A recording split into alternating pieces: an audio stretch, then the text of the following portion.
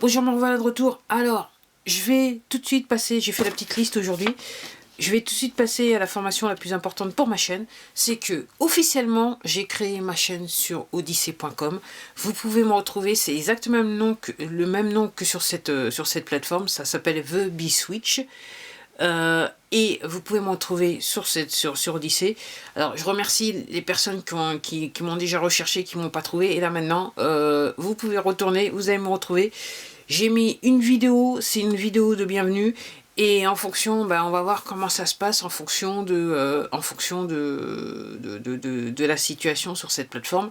Alors, en sachant que Odyssey, c'est un petit peu bancal si vous êtes sur un laptop, c'est un petit peu mieux si vous êtes sur un portable. Donc voilà, c'est juste pour vous avertir pour pouvoir voir les vidéos. C'est ce que je constate moi de mon côté. Alors, c'est entre guillemets, c'est une plateforme qui n'avait pas prévu qu'ils auraient un afflux de toutes les personnes qui arrivent en ce moment, donc pardonnez-leur. Et pardonnez-moi, mais quelque part, je fais partie des gens qui sont peut-être un petit peu obligés. Bon, alors, je vais revenir sur le dernier sujet que j'avais traité. Je vous avais dit qu'au Texas, le Texas avait poursuivi 4 États, la Géorgie, la Pennsylvanie, le Michigan et le Wisconsin, et les avait mis devant, les avait amenés à la Cour suprême des États-Unis. Alors, ce qui s'est passé, c'est que la Cour suprême a rejeté la requête du Texas. Alors, c'est pas grave, quelque part. Après, je pense que, apparemment, ils voulaient pas trop se mouiller dans l'histoire des élections, c'est aussi simple que ça. Alors, c'est bien pour les gens, les détracteurs de Donald Trump, qui disaient de toute façon, il avait nommé 5 juges républicains, donc en gros, c'est parce que, il voulait que les choses tournent en sa faveur. Et là, clairement, la Cour suprême des États-Unis va dans la neutralité. Alors, ce qui se passe apparemment, c'est que Donald Trump, en tant que candidat citoyen américain, va en fait aller dans les États concernés, Géorgie, Pennsylvanie, Michigan et Wisconsin, et porter plainte dans les États contre ces États. Dans les États réciproques, dans ces États. Donc ça fait 4 plaintes potentiellement. En tant que citoyen. Donc sur la base que, en tant que candidat, il n'a pas été traité de la bonne façon, quoi. Il y avait un manque d'objectivité par rapport à sa candidature, dans ces États. Alors, maintenant, je vais aller sur en France les manifestations. Alors, j'avoue que... Alors, je vous recommande de regarder une chaîne qui s'appelle Vécu. Quand il y a des manifs, la personne est là sur les manifs qui sont sur Paris et qui filme tout du début jusqu'à la fin.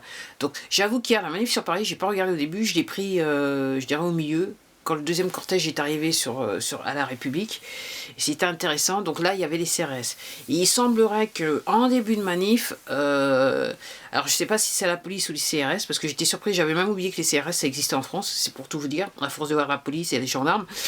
Apparemment, en début de manifestation, les forces de l'ordre, pour faire général, ont en fait commencé à taper sur des gens qui ne faisaient rien, quoi, qui étaient juste là pour dire que,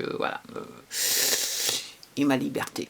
Loi globale sécurité, soi-disant qui est censée s'intéresser à notre liberté, mais en fait qui nous supprime certaines libertés. Alors, je suis pas étonné que effectivement des gens se sont fait agresser par les forces de l'ordre dès le début du cortège, comme je vous dis, plus rien ne m'étonne. Je suis pas anti-police ou quoi que ce soit, mais après, on est dans une situation où, je dirais, les gestes des forces de l'ordre ne m'étonnent pas. Pour moi, ça s'explique. Alors, je voudrais juste dire comme ça, dans les droits de l'homme, c'est-à-dire les droits de l'homme qui, quelque part, garantissent la liberté de chaque individu sur Terre, quelque part, et surtout, particulièrement, on va s'intéresser à l'État à la France, pour rester en France, il est nulle part écrit dans les droits de l'homme, parti politique ou syndicat, pour vous garantir vos droits, quelque part.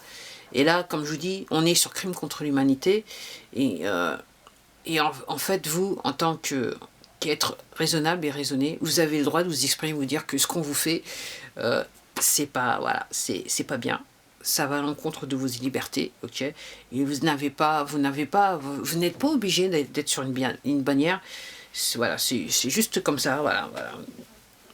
Après, je referai une vidéo sur le sujet, parce que j'ai des choses à dire encore. Alors, Il y avait des manifs en France, il y avait aussi des manifs aux États-Unis, dans la ville de Washington, quoi. Ok. Une ville qui est démocrate, si vous voyez ce que je veux dire. Le temple du Marais, c'est le cas de le dire, hein, pour utiliser les bons mots. Alors le Marais, c'est l'état profond, les gens qui sont dans l'état profond, les petits soldats de l'état profond. Pour ceux qui veulent comprendre, qui commencent à comprendre un petit peu ce qui se passe. Alors il y avait des manifs à Washington, il y avait une manif à Washington, donc qui, comme d'habitude, c'est bien passé, parce que les gens, ce qu'ils veulent, c'est un système législatif honnête. Voilà, ils votent. Voilà.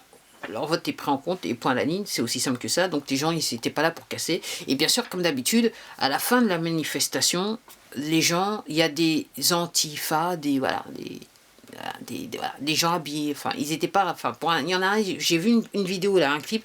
La personne n'était pas bien habillée en noir, mais il y a des gens qui se réclament Antifa, Black Lives Matter, enfin surtout Antifa, qui sont venus en fait taper sur des manifestants tard dans la nuit, en début de soirée, qui manifestaient pour Trump. Voilà, les gens qui étaient encore dans Washington et qui se montraient comme étant des Trump supporters.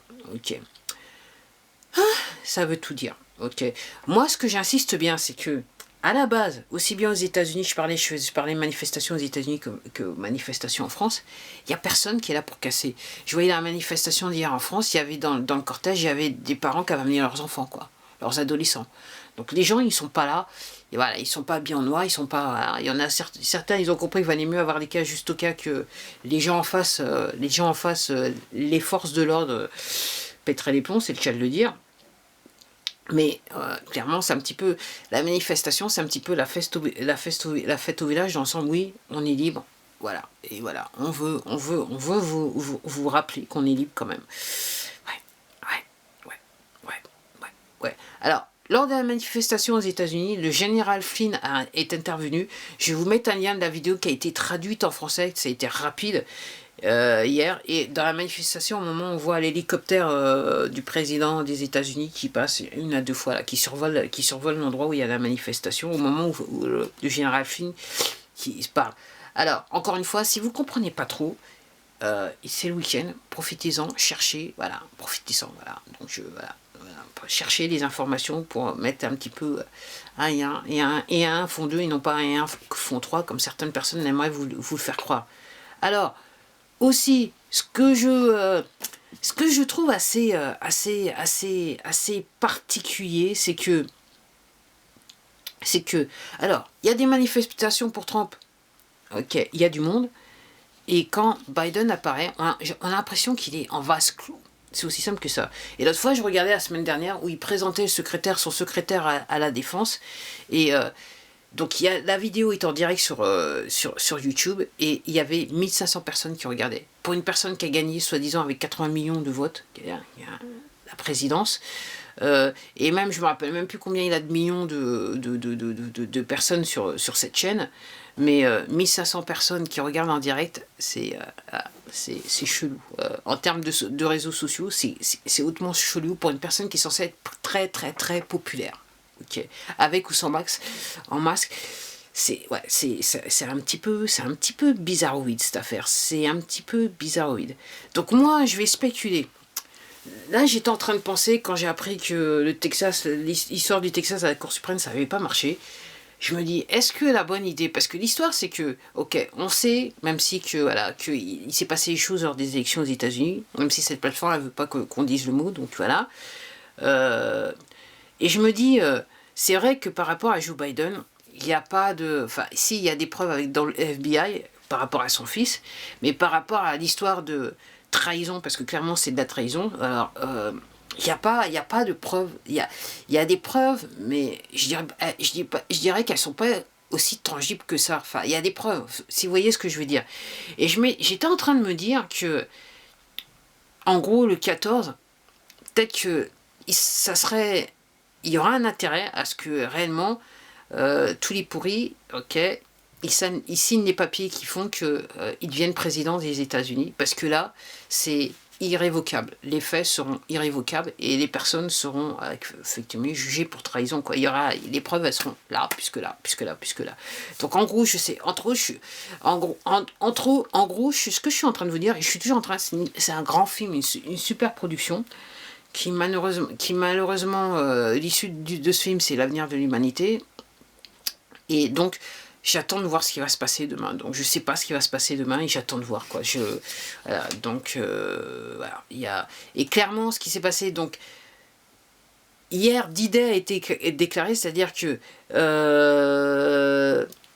l'histoire des vaccins aux États-Unis, l'opération Warp Speed a été mise en marche, et donc D-Day, et les complotistes, ils disent que, bon, bah, voilà, maintenant, c'est okay, le grand tsunami voilà, les vagues vont arriver sur l'état profond, parce que voilà, c'est D-Day. Donc apparemment, il y aurait des gros avions américains qui atterrissent en Suisse, dans les aéroports en Suisse. Si vous cherchez, vous allez trouver des images que les gens mettent sur Internet.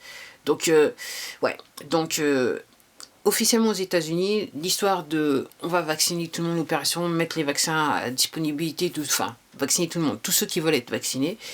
Donc l'opération, elle a commencé donc depuis le 12, donc c'est D-Day. D-Day, comme en 1945, le jour de la libération, D-Day, quoi. Donc, pour ceux qui ne comprennent pas et ceux qui pensent que je fais partie des complotistes et que, en gros, je raconte n'importe quoi, parce qu'on me l'a dit ouvertement dans les commentaires, donc je vous laisse à penser. Et le général, donc j'ai vu le général qui a dit, j'ai vu un clip du général qui est en charge de ça, il dit, il est très fier d'être aux commandes de cette opération. Donc c'est à vous de voir ce que vous voulez bien penser par rapport à l'affaire. Ben voilà, c'était tout pour moi. Je vous remercie de m'avoir regardé et je vous dis à la prochaine vidéo. Prenez soin de vous et surtout prenez soin de votre santé mentale. Et ça se passe comment? Vous vous informez. Informez-vous. Allez, à la prochaine.